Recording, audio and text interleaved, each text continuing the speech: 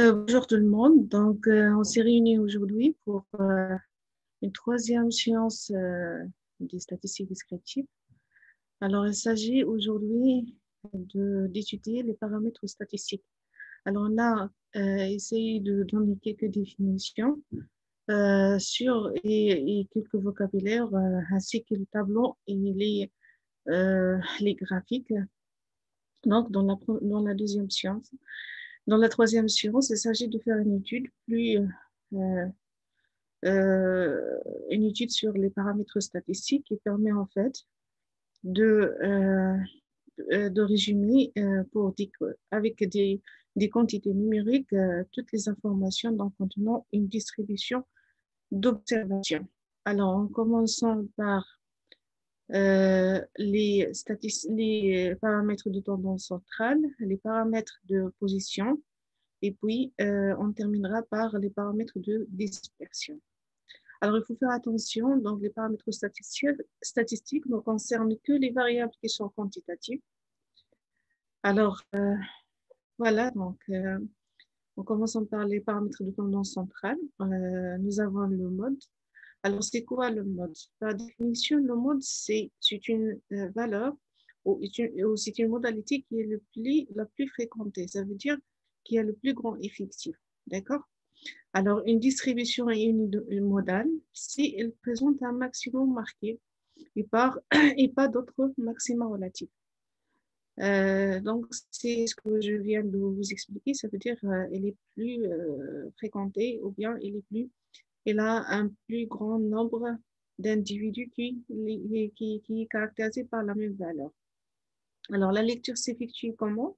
En utilisant le diagramme en bâton ou l'histogramme. En bâton, si vous avez une variable qui est quantitative discrète, et en histogramme, si vous avez une variable qui est continue. Alors, on fait comment? On cherche une valeur qui est la plus grande en effectif. Donc, dans le cas où vous avez une variable qui est quantitative discrète, alors voilà, donc c'est la variable 1 dans cet exemple-là, qui est la valeur 1, ou bien la modalité 1 de la variable qui répond à la question. Ça veut dire que le mode égale à 1 dans ce cas-là. Par contre, quand il s'agit d'une variable qui est quantitative continue, on cherche, c'est pas une valeur qu'on cherche, mais on cherche une classe à l'intervalle. Alors, c'est ici, sur cet intervalle-là, qu'on détermine en fait une valeur de mode. Alors, comment? On cherche la part d'intervalle qui a qui a le plus grand effectif ou bien la plus grande fréquence. Et puis, ça s'appelle. Et puis, au sein de la classe modale, on va essayer de déterminer le mode. Comment? La réponse, c'est que on dresse les deux diagonaux de cette façon-là. Et puis, au point d'intersection, donc on cherche la projection sur l'axe des abscisses et on retrouve, c'est ainsi qu'on retrouve le.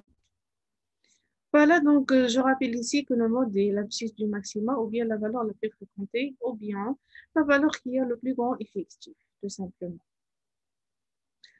Donc, quand vous avez dans une distribution deux maxima relatifs, ça veut dire que la distribution admet plusieurs modes. Donc, dans le cas où vous avez que deux, donc c'est bimodal ou bien d'une façon générale plurimodale. Alors, dans ce cas-là, la population est composée de plusieurs sous-populations ayant des caractéristiques de tendance centrale différentes. Alors, comment on détermine? Si de la même façon, il suffit de chercher la valeur ou bien qui a le plus grand effectif ou bien la valeur qui est la plus fréquentée. Donc, nous avons deux valeurs ici, le mode 1, donc, qu'est-ce qui permet en fait de déterminer le mode 1 et le deuxième mode aussi. Et dans le cas où vous avez une variable qui est quantitative continue, et on détermine de la même façon le premier et le deuxième mode. On détermine tout d'abord les classes modales correspondent et puis en effectuant la même chose, donc en dressant les deux diagonaux et puis en cherchant la projection orthogonale sur l'axe des abscisses.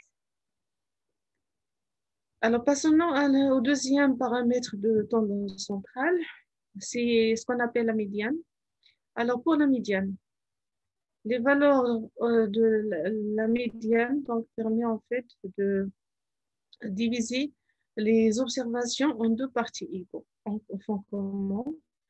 faisant comment? Donc, la première chose à faire, c'est il faut tout d'abord ranger par ordre croissant toutes les valeurs, ou bien toutes les observations. Alors, puis on fait comment? Donc, la médiane M est la valeur du milieu de la série d'observations, c'est-à-dire qu'il y ait autant d'observations au-dessous qu'au-dessus. Alors, pratiquement, vous avez une observation. Il faut distinguer tout d'abord entre des observations qui ayant un nombre impair et des observations qui ayant un nombre pair d'observations, comme taille. Alors, en rangeant les groupes donnés dans l'ordre croissant, alors en cherchant la valeur du milieu, ici vous avez combien? Nous avons 1, 2, 3, 4, 5, 6, 7, 8, 9. Donc, la valeur du milieu, c'est la valeur qui est en fait dans le rangé 5, 6, 6. Nous avons 4 valeurs à gauche et 4 valeurs à droite. Et puis, la médiane, la valeur de la médiane est égale à 6. Maintenant, qu'est-ce qui se passe si vous avez un nombre pair d'observations? On fait comment? Nous avons ici 8 valeurs. Ça veut dire que nous avons un nombre pair. On n'a pas de valeur intermédiaire qui se situe au milieu. On fait comment? Alors, on prend l'intervalle, les deux valeurs au milieu. Ça veut dire l'intervalle 5, 6. Et on va chercher le milieu de cet intervalle-là. Ça donne 5,5. La médiane à partir d'une distribution discrète, on fait comment? Regardez, maintenant, la médiane qu'on vient de calculer, c'est une médiane par rapport à une distribution qui est connue de façon individuelle. Mais maintenant, si vous avez une distribution discrète, donc, et vous avez un regroupement de valeurs, ça veut dire une distribution groupée. Donc, on va chercher selon les cas. Dans un premier temps, nous avons une distribution qui est discrète. Alors, la distribution discrète, elle est là. Les valeurs de la variable, c'est de 0 à 5. Les effectifs correspondants, et puis on a calculé aussi même les fréquences. Alors, on fait comment? On va calculer tout d'abord on a calculé les fréquences et même les fréquences cumulées croissantes. Alors, on fait comment? On va chercher la valeur de la médiane, d'accord? Donc,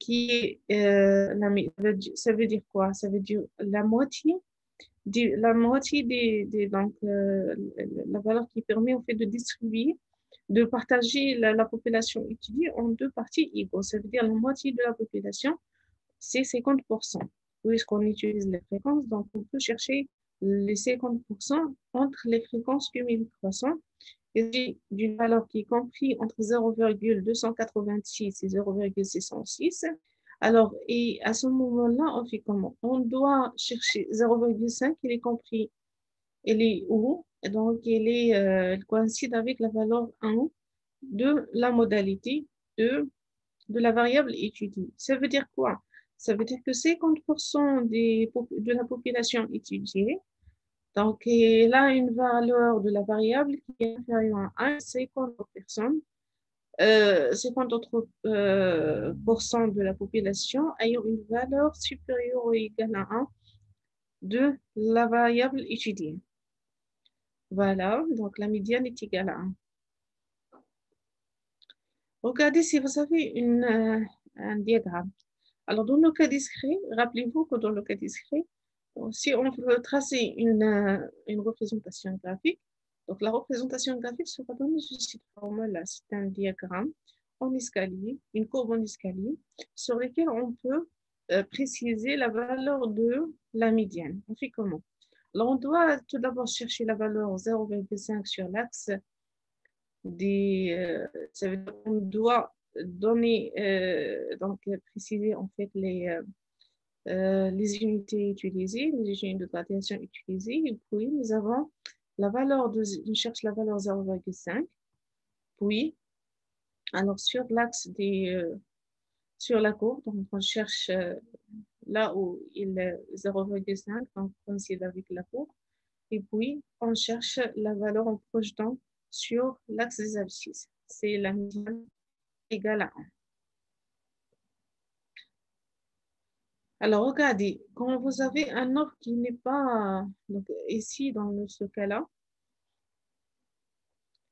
la valeur, en fait, de la moitié, en fait, de 0,5, donc, il ne figure pas sur les fréquences cumulées croissantes, mais dans le cas où vous avez une variable, la valeur de 50%, donc, il figure sur l'axe, sur les valeurs des fréquences cumulées croissantes. On fait comment? Alors, regardez, on cherche 0,5. Il est où? Il est là. Donc, ça veut dire quoi? Alors, en faisant un petit peu décaler les valeurs, on aura quoi? Si on veut, on cherche en fait à représenter graphiquement la courbe du cumulé croissant. Donc, on doit en fait décaler un petit peu. Donc, ça veut dire que ici, entre 0, entre moins l'infini et 0, vous avez la valeur 0. Entre 0 et 1, vous avez la valeur 0,286, ainsi de suite. Voilà, donc 0,500, il est où? Donc, il est là. Ça veut dire qu'il est comprise la valeur qui va être en fait correspondant à cette fréquence. Donc, il est compris entre les deux. Ça veut dire que la médiane sera donnée de cette façon-là si le milieu du segment est représenté par 1 et 2.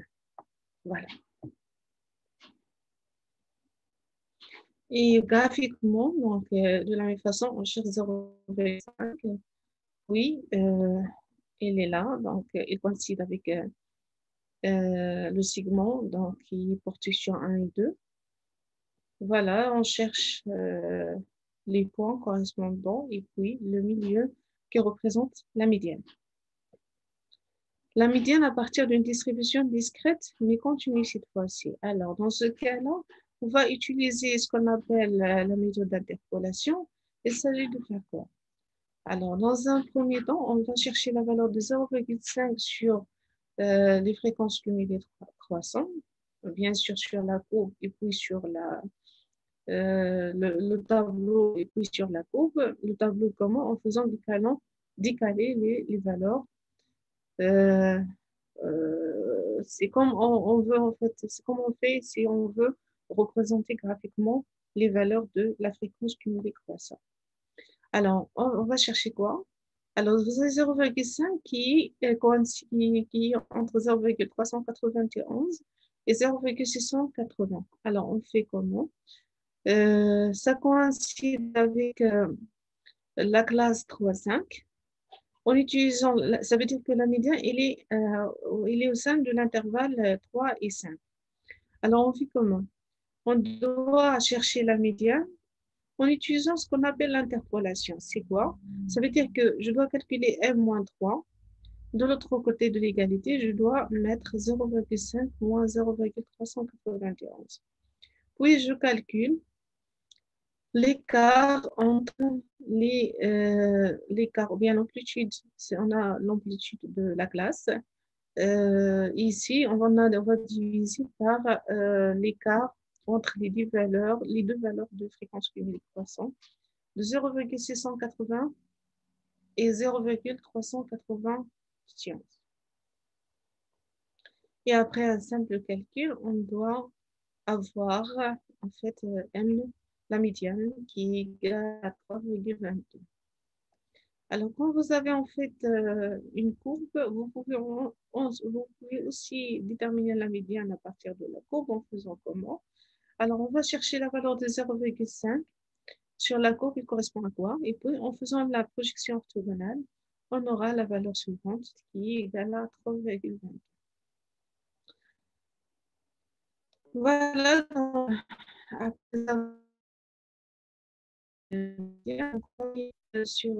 va parler de la moyenne arithmétique. Alors, il y a plusieurs types de moyens, mais en particulier, on va travailler sur la moyenne arithmétique et on va indiquer un petit moment, on va parler un petit moment aussi d'autres moyens. Alors, la moyenne arithmétique, c'est quoi? C'est noté x bar.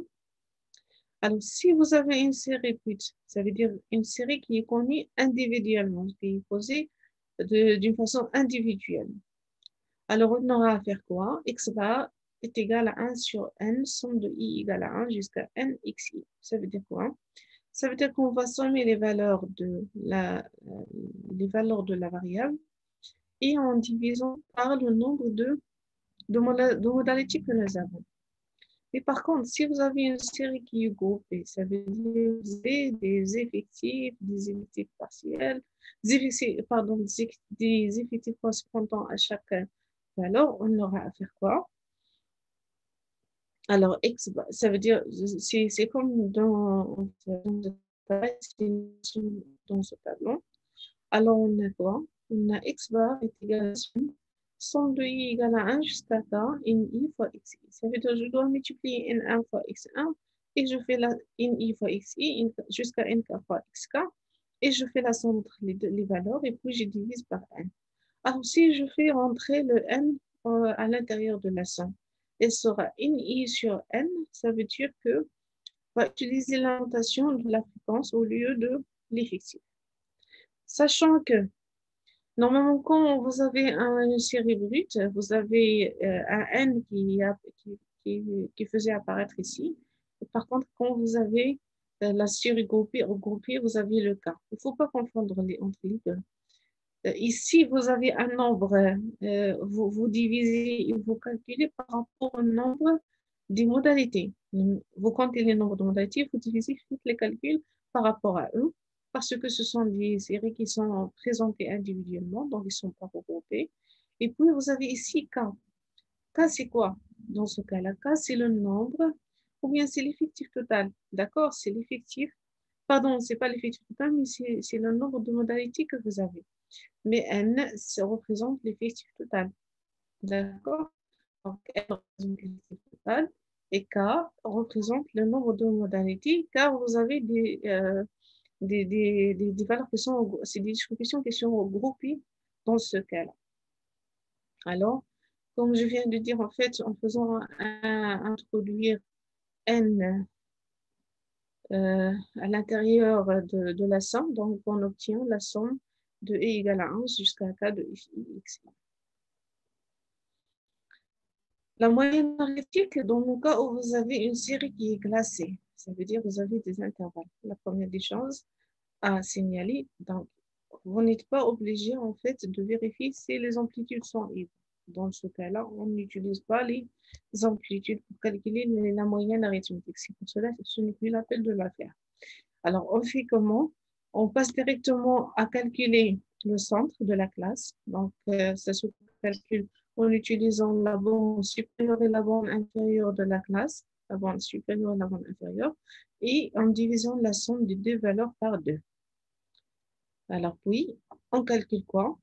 Regardez, donc ici, regardez, xi représente ici le centre au lieu de la valeur de la modalité dans le premier cas. C'est la même formule, mais sauf que x, je signale, je précise, xi, c'est le centre, mais pas la valeur de la modalité.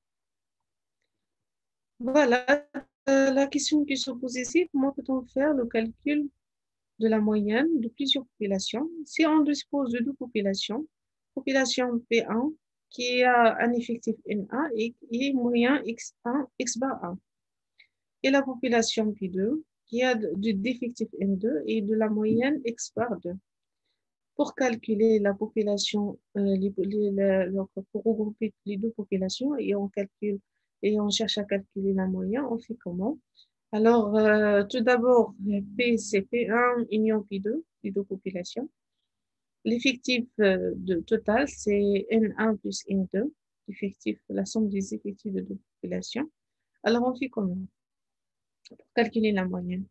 Alors, la moyenne dans ce cas-là, c'est N1 x1 bar plus N2 x2 bar divisé par le total, le N total. Alors, ça veut dire quoi? Donc, la moyenne des deux populations, c'est la moyenne des moyennes. D'accord? C'est ce qu'on peut dire. C'est la moyenne globale qui est égale à la moyenne des moyennes.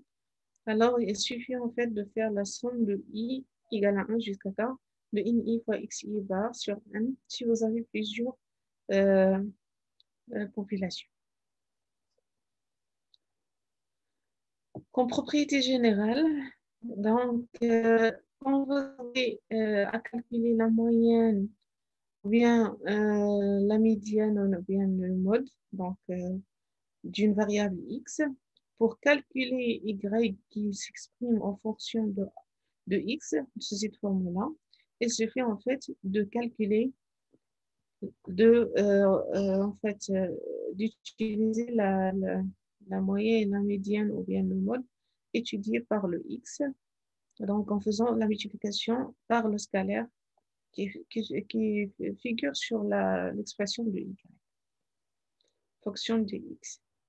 Alors, si vous avez une variable qui est égale à z égale à x plus p, alors on fait comment? Il suffit de diviser aussi par 2, que la moyenne ou bien la médiane ou bien le mode en calculant de cette façon-là, a fois p de x plus p. Ça donne la propriété de z. Regardez les moyens géométriques et harmoniques. Alors, la moyenne géométrique, elle est définie sous cette forme-là. Alors, regardez avec x1, x2, xk, ce sont les modalités de la variable, et n1, n2, nk, ce sont les effectifs correspondant à les effectifs de chaque modalité. Et on a racine nm avec n, c'est l'effectif total. Utilisez ce type de moyen, donc c'est la moyenne utilisée dans le cas de phénomène multiplicatif de croissant moyen. Concernant la moyenne harmonique, donc elle s'exprime de cette façon-là. Elle est utilisée dans l'on combine deux variables sous forme de rapport. Donc, si vous voulez, en fait, par exemple, étudier la pièce par heure ou bien kilomètre par litre, ainsi de suite. Donc, vous avez deux variables qui sont combinées. Passons maintenant au deuxième type de paramètres qui s'appelle les paramètres de position. Nous avons les fractiles ou bien les quantiles. Alors, on appelle les fractiles au compte de cas, les k-1 valeurs qui divisent les observations en cas partie d'effectifs égaux. C'est de la même façon que la médiane. Sauf que la médiane, on divise par 2, les quantiles, on divise par n ou bien par le nombre de valeurs qu'on cherche en fait. Ça dépend quel quantile bien quel fractile qu'on veut. Alors, si vous avez partagé ou bien divisé par 2, ça veut dire que vous cherchez la médiane. Vous aurez une seule valeur de la médiane. Alors, si vous cherchez en fait à diviser en 4 parties égaux, ça veut dire vous cherchez 3 quartiles. Et si vous avez cherché divisé par 10 parties égales, ça veut dire que vous cherchez les déciles, on a 9. Et si vous avez divisé par 100 le nombre d'observations, donc c'est ainsi que vous cherchez les centiles et vous en avez 99. Alors, on fait comment? C'est de la même façon que la médiane. Si vous cherchez par exemple à déterminer la médiane, donc c'est la médiane, donc on divise par de la population, ou bien on prend 50% de la population. On cherche, dans le cas descrit sur la représentation graphique, et on détermine la médiane. Alors, quand vous cherchez le troisième quartile, ça veut dire que vous cherchez les 3/4 de la population, ou bien 75% de la population. Alors, on fait de la même façon, on cherche 0,75, puis on cherche dans la courbe et on fait la projection, vous déterminez le Q3.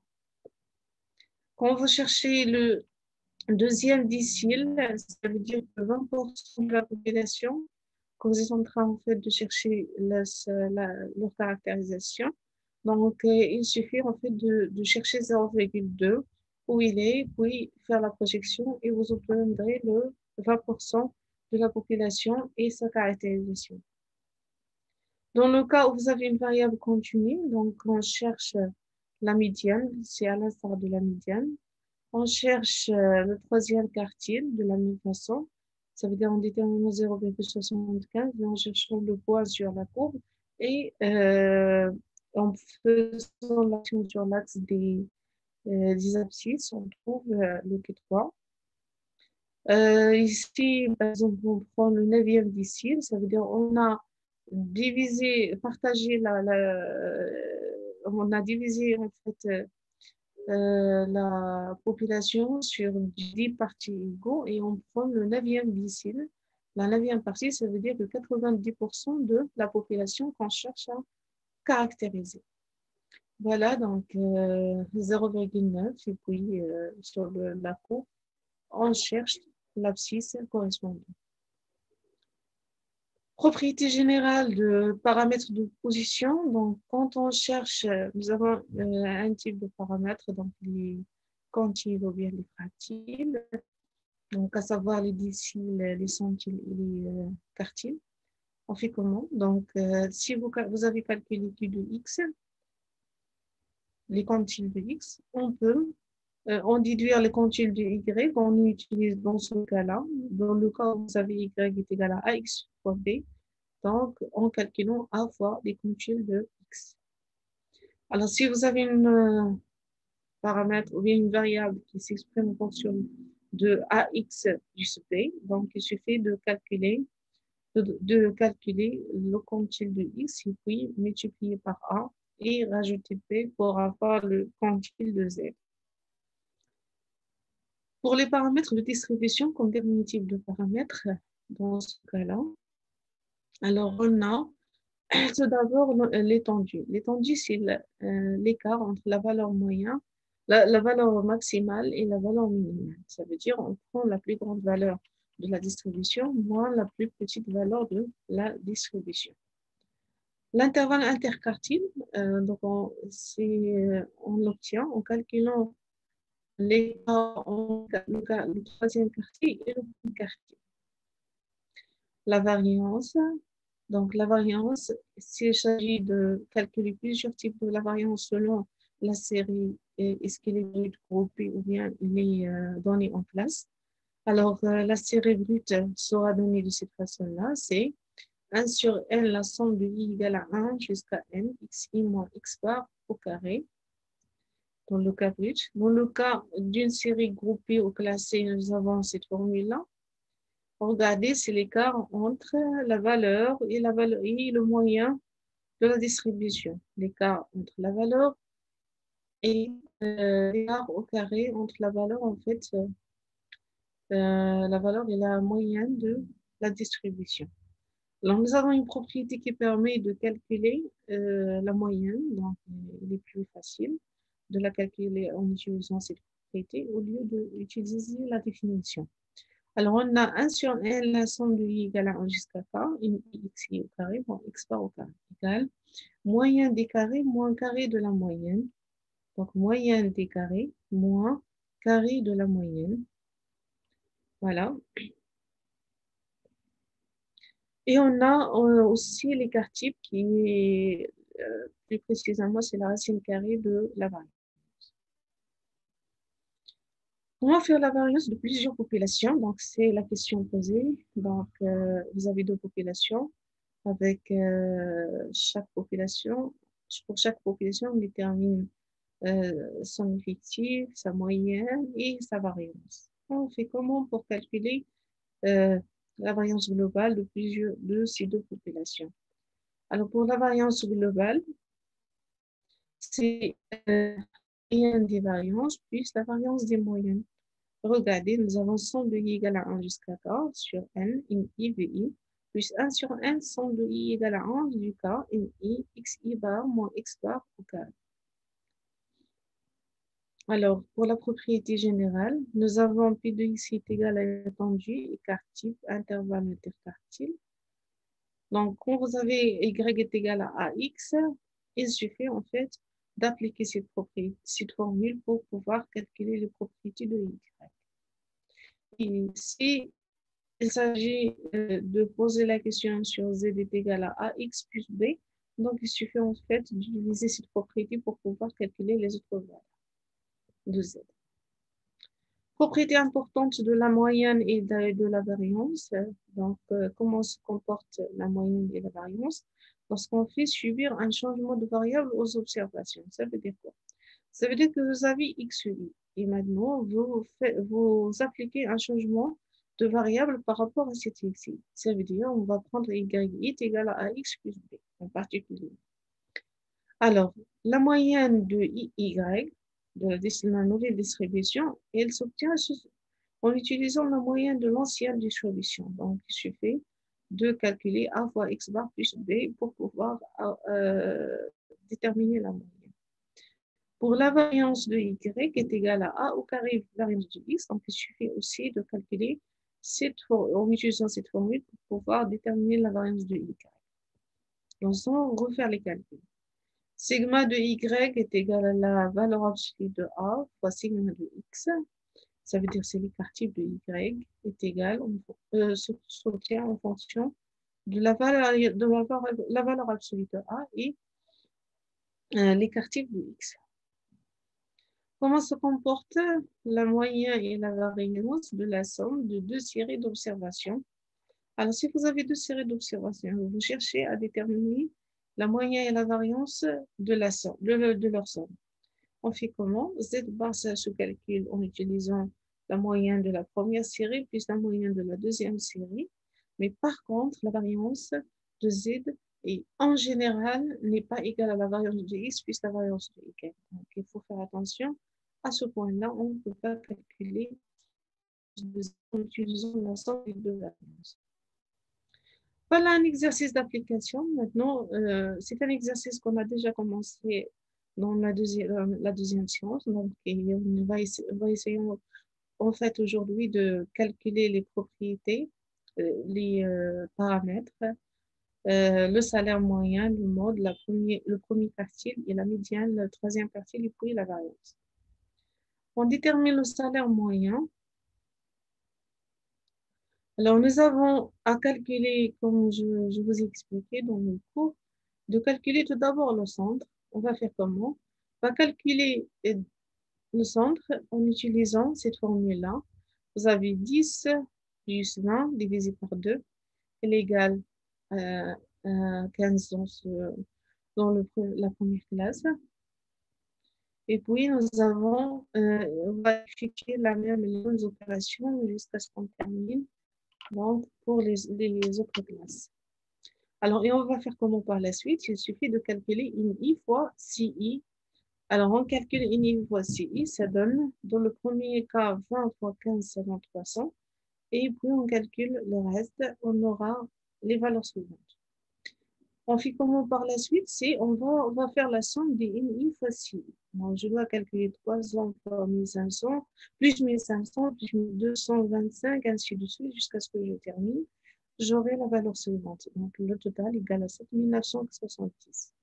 Maintenant, pour terminer le calcul de la moyenne, il suffit de diviser 7970 par l'effectif total qui est égal à 200. Donc, la valeur sera donnée de cette façon. C'est 39,80. Pour le mode, donc, on a utilisé la méthode graphique, donc on va rester dans le même contexte. Alors, avant de déterminer, de représenter graphiquement ou bien de déterminer le mode graphiquement, toujours on cherche l'amplitude, est-ce qu'elle est égale ou pas, et rectifier si vous avez besoin. Alors, on a la représentation graphique. Quelle est en fait la classe qui a le plus grand effectif de ces distributions? C'est la classe 20-30. Donc, 20-30 et la classe modale. Donc, on a déterminé la classe modale. Puis, on va effectuer en fait, va chercher le mode au sein de la classe modale. Alors, on va tracer le diagonale et le deuxième diagonale. Et au point d'intersection, on cherche, en faisant la projection orthogonale sur l'axe des abscisses, on retrouve le mode. C'est 26,15. Bien évidemment, on ne peut pas avoir une précision exacte, mais la partie, c'est surtout par rapport à la partie, en fait, partie décimale, mais par rapport, et au moins, il faut avoir une valeur qui ressemble à la partie entière. D'accord? Donc, si vous faites la même chose, mais vous pouvez faire la même chose, mais pas nécessairement en fait d'avoir la même partie décimale. Donc, moi, j'ai obtenu cette partie décimale en faisant des calculs, mais tout ce qui est le plus important, c'est d'avoir la même partie en fait entière. Déterminer le premier quartile, on va faire quoi? Donc, on ne va pas le déterminer graphiquement, mais on va faire les calculs. Dans un premier temps, et en utilisant en fait la méthode de l'interpolation, c'est à l'instar de la médiane. On a déjà fait cette méthode en utilisant la médiane, on va l'appliquer sur les quartiles. Alors, tout d'abord, je dois calculer le premier quartile, le rang du premier quartile. Je dois diviser la population en 4 parties égaux et je dois chercher la valeur correspondante dans les effectifs cumulés croissants. Alors, on n'a pas 50 qui figurent dans ce cas-là, mais je dois chercher la valeur qui est la plus, qui lui dépasse pour une première fois. Ça veut dire quoi? Ça veut dire que la valeur qui dépasse 50 pour une première fois, c'est la valeur de 80 dans le cumulé croissant. La valeur 80, donc je cherche la classe correspondante. C'est la classe 20-30 qui est la classe du premier quartile. Et au sein de cette classe, je dois chercher en utilisant la méthode de l'interpolation, je dois chercher la valeur du premier quartile. Je fais comment? Alors, je dois calculer Q1 moins 20 sur 30 moins 20 égale à 50 moins 20 sur 80 moins 20. Ça donne la formule suivante. Voilà. Et en appliquant un simple calcul et un simple changement de place par rapport aux valeurs, donc on aura Q1 qui est égal à 25. Ça veut dire quoi? Ça veut dire que 50% de la population, bien des salariés, ayant un salaire annuel qui est inférieur à 25 000 euros. Et 75% ayant une valeur du salaire annuel qui dépasse 25 000 euros. On veut déterminer la médiane aussi, c'est de la même façon. Sachant que la médiane, c'est le deuxième quartile. Donc, je dois calculer n sur 2. Je dois chercher n sur 2 sur le tableau donc pour déterminer la classe médiane. Nous avons n sur 2 est égal à 100. Donc, je dois chercher la valeur qui le dépasse qui la dépasse pour la première fois. Donc, c'est 115. Ça veut dire que ça veut dire que la médiane, donc, elle est comprise. La valeur de la médiane est comprise entre 40 et 50. Pardon, c'est 30 et 40. C'est la classe médiane. Et puis, je calcule en utilisant la méthode de l'interpolation. Je dois écrire médiane moins, donc M1 moins 30 sur 40 moins 30 égale 115, pardon, 100 moins 80 sur 115 moins 80. Alors, en calculant, vous avez la médiane sous cette forme. Regardez le troisième quartile maintenant. Alors, on fait comment? Pour le troisième quartile, c'est de la même façon, je dois chercher cette fois-ci 3 fois 1 sur 4. Les 3 quarts de la population. Elle est égale à 150. Donc, en cherchant dans le tableau, nous avons 150. Donc, 170, c'est la valeur qui la dépasse pour une première fois. Donc, la classe de troisième quartile, c'est 50-60. Puis, je fais les calculs en utilisant l'interpolation et je calcule le Q3 sous cette formule. Alors, on fait comment par la suite? On doit calculer la variance. Alors, pour calculer la variance, je dois calculer le premier terme. Donc, on va utiliser la propriété, mais pas la définition. Donc, je dois calculer I fois CI au carré. Et puis, je dois calculer quoi? Donc, je dois calculer il suffit de faire le calcul de 300 fois 15. Donc, je dois multiplier encore une fois une I fois CI par CI. Je fais 300 fois 15, ça donne la valeur suivante. Puis, je continue les calculs pour en obtenir les autres valeurs. Alors, en faisant la somme de 4500 jusqu'à 6700, pardon, c'est 67 500, j'aurai la valeur suivante et je dois diviser cette valeur par l'effectif total et je dois retrancher aussi, il ne faut pas oublier de retrancher la moyenne au carré pour terminer en fait le calcul de la variance. Alors, on fait de cette façon-là et puis on retrouve la variance de x qui est égale à 310,98. Voilà donc la correction de l'expression. Alors, je vous laisse le soin en fait de faire l'exercice suivant. Donc, vous pouvez faire du pause et puis le faire. Et on a aussi un deuxième exercice. Je vous laisse le deuxième exercice aussi comme